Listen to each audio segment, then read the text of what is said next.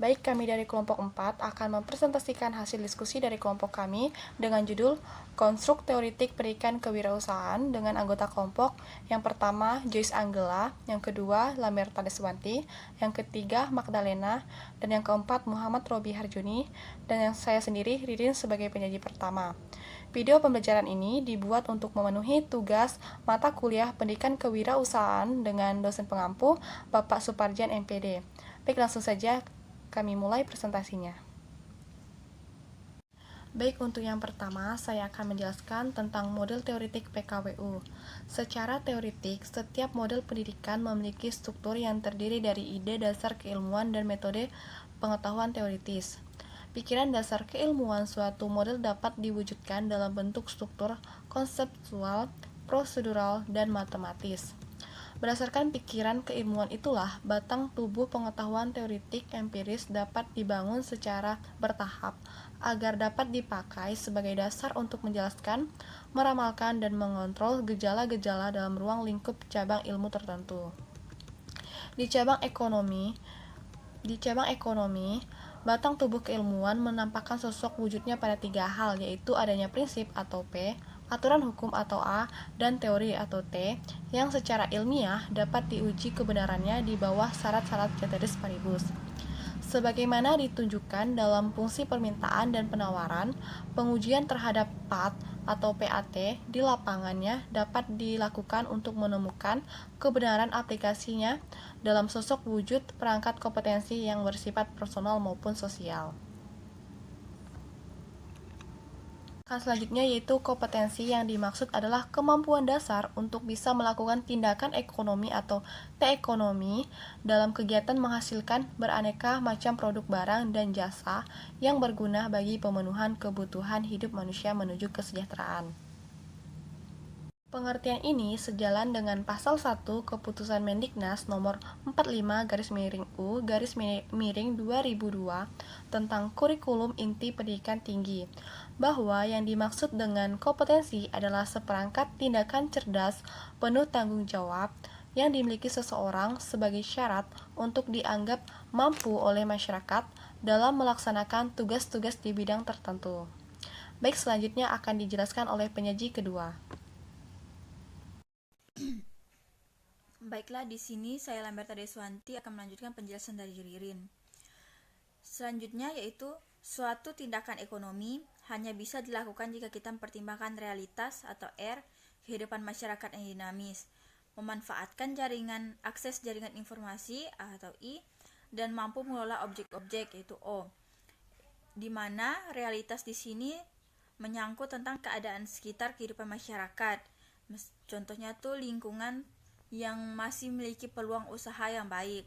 Kemudian akses jaringan informasi di sini, suatu tindakan ekonomi memerlukan akses jaringan informasi yang baik, di mana dalam memasarkan produknya atau barang dan jasa yang dikelola atau yang dibuatnya harus memanfaatkan akses jaringan informasi agar orang-orang lain tahu apa yang dibuat dan apa yang diproduksi oleh pelaku usaha tersebut. Kemudian mampu mengelola objek-objek.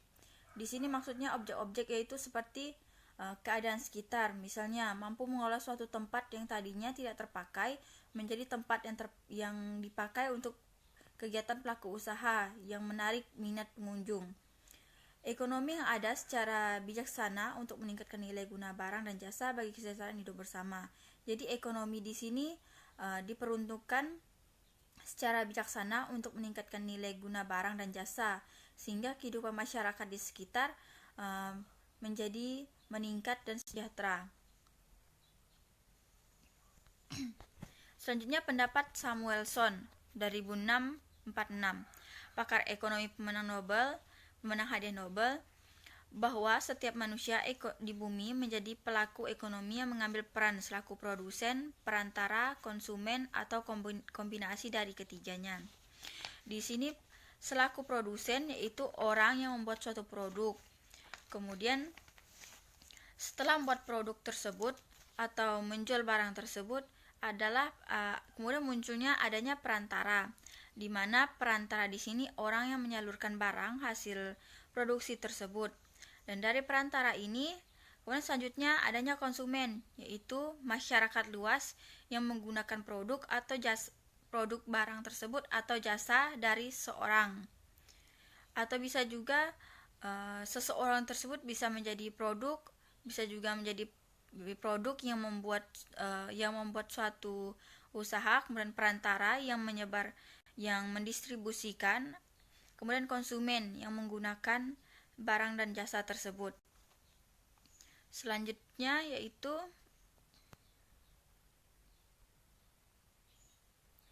syarat centris paribus. Di sini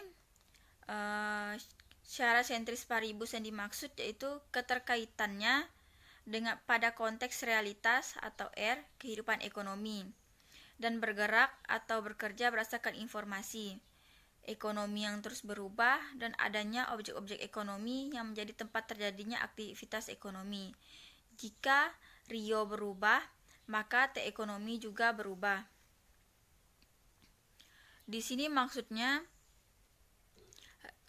keterkaitan antara konteks realitas, informasi, dan ekonomi, di mana konteks realitas di sini yaitu kondisi lingkungan atau keadaan pada saat itu tentang pelaku usaha atau kegiatan usahanya yang berkaitan yang bergerak atau bekerja sama dan berkaitan dengan informasi, di mana informasi di sini digunakan untuk menyebarkan tentang produk yang akan digunakan atau jasa yang akan dikeluarkan, sehingga masyarakat luas tahu tentang produk dan jasa yang akan dikembangkan oleh pelaku ekonomi tersebut.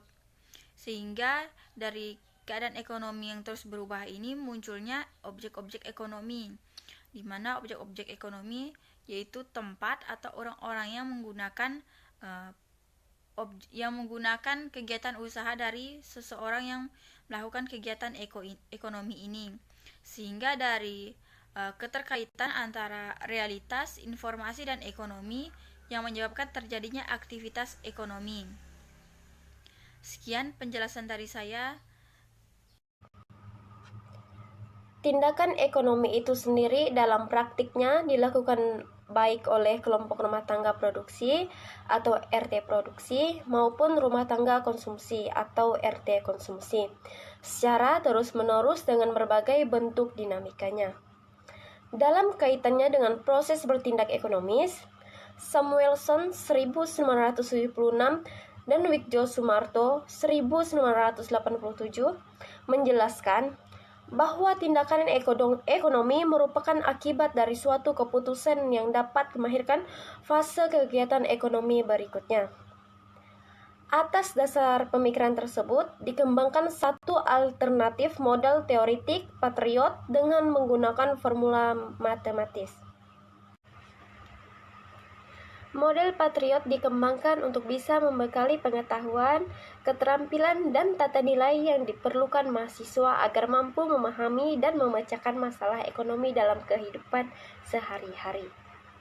Adapun formula dasar itu dapat dipaparkan dalam bentuk fungsi sebagai berikut, yaitu formula dalam kurung P, A, T, R, I, O T ekonomi.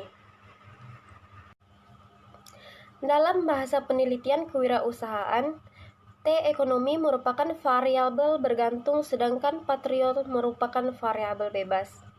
Akan tetapi, bagaimana bentuk ketergantungan T ekonomi terhadap variabel-variabel itu? Untuk memudahkan pekerjaan perumusan masalah dan hipotesis penelitian, formula 1 tersebut dapat diubah ke dalam pola lain dengan unsur dasar yang sama. Formula itu dapat digambarkan sebagai berikut.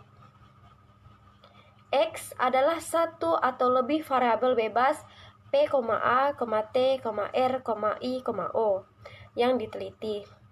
Y adalah satu atau lebih variabel terkait yang diteliti di mana Y harus didefinisikan sebagai kompetensi tindakan ekonomi. Saya Joyce Angela, saya akan melanjutkan presentasi dari Saudari Magdalena. Formula 2 itu juga mengandung pengertian bahwa variabel-variabel yang dioperasikan harus dapat menunjukkan pola hubungan fungsional yang terjaga keseimbangannya. Dengan kata lain, apapun objek usaha yang dijalankan agar jangan dilupakan adanya kegiatan usaha yang diporsikan untuk mencapai aspek-aspek kompetensi tindakan ekonomi. Jadi, setiap bentuk kegiatan kewirausahaan yang dirancang pada tahap perencanaan usaha hendaknya berpola dari teori ke aplikasi atau sebaliknya secara bersamaan. Yang selanjutnya adalah sebagai suatu model preskriptif. Model Patriot terbagi dalam 3 tahapan, yaitu tahap pemahaman terhadap prinsip, aturan, dan teori, atau disingkat menjadi PAT. Yang kedua, tahap pengenalan terhadap realitas, informasi, dan objek kajian, atau disingkat menjadi RIO. Dan tahap menemukan alternatif tindakan, atau disingkat menjadi T. Ketiga tahapan itu merupakan suatu rangkaian proses sistematik yang tingkat keberhasilan implementasinya diukur dari seberapa banyak kompetensi yang dikuasai dan seberapa kualitas tindakan yang berhasil ditampilkan oleh setiap pelaku usaha. Yang selanjutnya adalah model kegiatan PKWU Patriot. Secara teoritik, setiap model memiliki struktur dan perangkat prosedur kerja yang dapat digunakan sebagai pola dasar tertentu untuk mencapai sasaran kompetensi tertentu. Namun, sebelum sampai pada pembahasan operasional, perlu dijelaskan lebih dulu posisi dan jangkauan model Patriot dalam memberikan sumbangan keikutsertaannya bagi pembangunan usaha masyarakat Indonesia sebagian dari upaya untuk mencerdaskan kehidupan bangsa. Tantangan dunia usaha kita sampai 25 tahun mendatang adalah bagaimana mengubah mentalitas anak-anak bangsa ini dari terlalu banyak mengambil dan mengkonsumsi barang dan jasa menjadi lebih banyak memberikan dan menghasilkan barang dan jasa. Yang selanjutnya, peristiwa sosial kemasyarakatan terus bergerak sejalan dengan tuntutan kemajuan ilmu pengetahuan dan ilmu teknologi. Roda kehidupan terus berputar, tata nilai terus berubah, dan peristiwa-peristiwa sosial kemasyarakatan terus bergerak sejalan dengan tuntutan kemajuan ilmu pengetahuan dan ilmu teknologi. Akibatnya, ada sekelompok orang yang berhasil di dalam kehidupannya, sementara ada sekelompok lainnya mengalami kegagalan karena perbedaan tingkat penguasaan iptek dan perbedaan kemampuannya dalam mengakses teknologi komunikasi dan informasi. Yang selanjutnya adalah kondisi masyarakat pada tingkat makro oleh futurolog Alvin Toffler digambarkan dengan fase-fase kehidupan gelombang 1, 2, dan 3. Fase-fase itu sejalan dengan tahap-tahapan pertumbuhan masyarakat dunia pada umumnya, yang mulai dari era subsistem melalui pola kehidupan berpindah, kemudian dilanjutkan dengan era agraris, menuju teknologi industri yang berujung pada teknologi informasi. Sejarah kebangsaan kita menunjukkan bahwa kehidupan masyarakat senantiasa digerakkan oleh tata nilai yang dianut. Nilai-nilai itu menjadi acuan sikap dan perilaku manusia sebagai makhluk individu yang tidak terlepas kaitannya pada kehidupan bermasyarakat dengan orientasi budayanya yang khas. Bermantra individual, sosial, dan kultural. Baik pelestarian maupun pengembangan nilai-nilai merupakan proses kehidupan yang bermantra hal ketiga tersebut. Jika mantra tidak berjalan dengan proporsional dan seimbang, maka yang akan timbul adalah gejala keterasingan, kesenjangan, disintegrasi, dan kejutan budaya. Sekian presentasi dari saya. Selanjutnya akan dilanjutkan oleh teman saya. Baiklah, saya akan menjelaskan materi yang berikutnya. Salah satu masalah besar harus kita hadapi di awal abad ini adalah rendahnya mutu kerja sistem ekonomi pada semua jenis jalur dan jenjang usaha dari skala mikro, kecil, menengah, dan usaha skala besar. Ada sejumlah indikator masalah laten yang mencerminkan rendahnya mutu kinerja sistem usaha kita. Di antaranya adalah yang pertama, rendahnya pemerataan kesempatan bekerja. Maksud dari ini yaitu kurangnya lapangan pekerjaan untuk kesempatan untuk kita bekerja. Yang kedua, penguasaan sains dan matematika dan bahasa asing yang relatif lemah. Yang maksudnya yaitu kurangnya pekerja dalam penguasaan sains, dalam matematika, serta bahasa asing, bahasa luar. Ketiga yaitu rendahnya efisiensi internal. Maksudnya ini perbandingan yang baik antara masuk dan keluarnya antara daya dan hasil. Daya yang dimaksud meliputi tenaga, pikiran, waktu, serta biaya. Yang keempat yaitu rendahnya relevansi bidang keahlian dengan kebutuhan real dunia usaha. Tentunya dalam bekerja, maksud dari ini yaitu rendahnya seseorang pekerja dalam keahliannya di bidangnya serta kebutuhan di dunia nyata ini. Selanjutnya, adanya tantangan masyarakat pada masyarakat depan peluang ke arah terjadinya pergeseran tugas guru di era informasi abad ke-21. Tersebut memberikan sinyal kepada kita untuk memikirkan kemungkinan adanya revolusi fungsi keusaha dan reaktualisasi teknologi produksi di lembaga-lembaga usaha kita. Tentunya guru akan memberikan sinyal-sinyal kepada masyarakat untuk memungkinkan untuk membuka usaha sendiri dengan teknologi sekarang yang lebih canggih kan.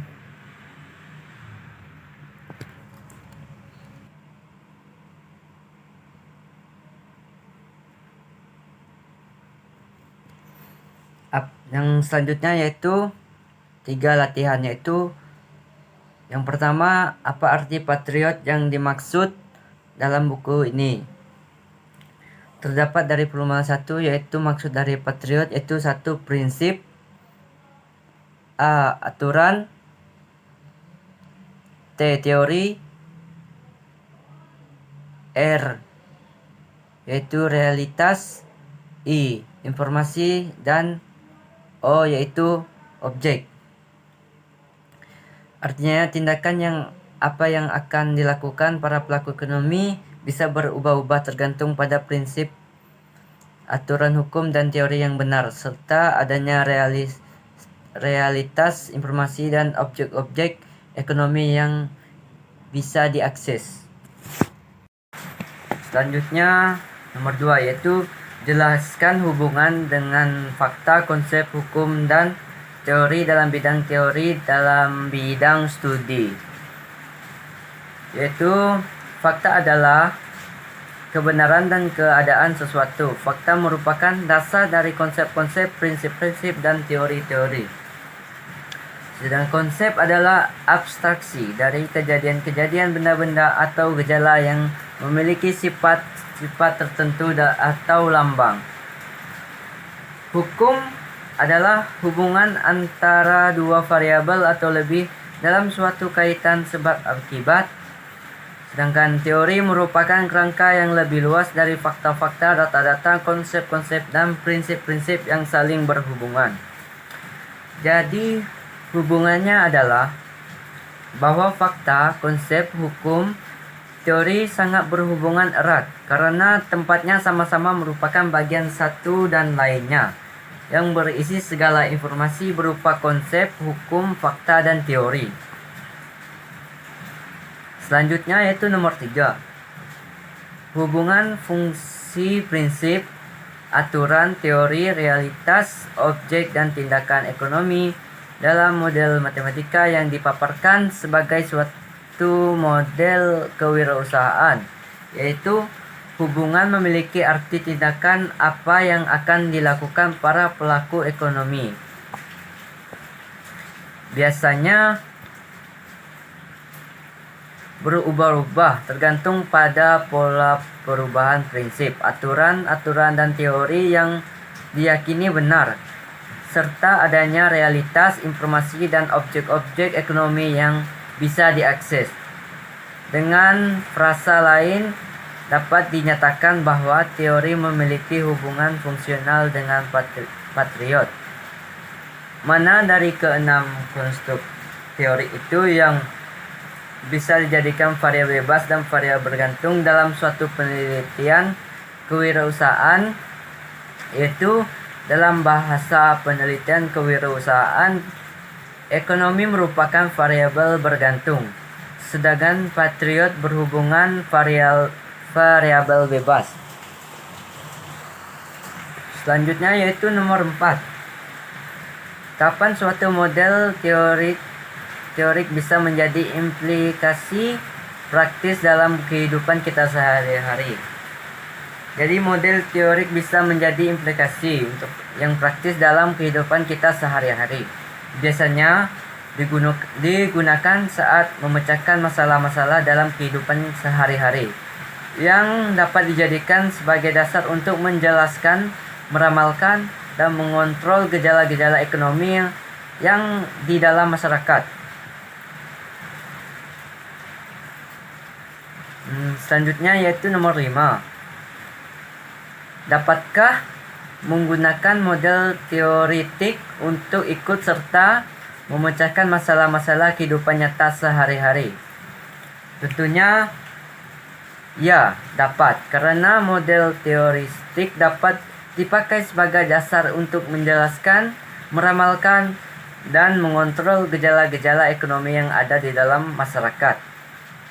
Dengan memperhatikan realitas kehidupan masyarakat dinamis, mengolah objek-objek, serta memanfaatkan akses jaringan informasi. Sekian, terima kasih.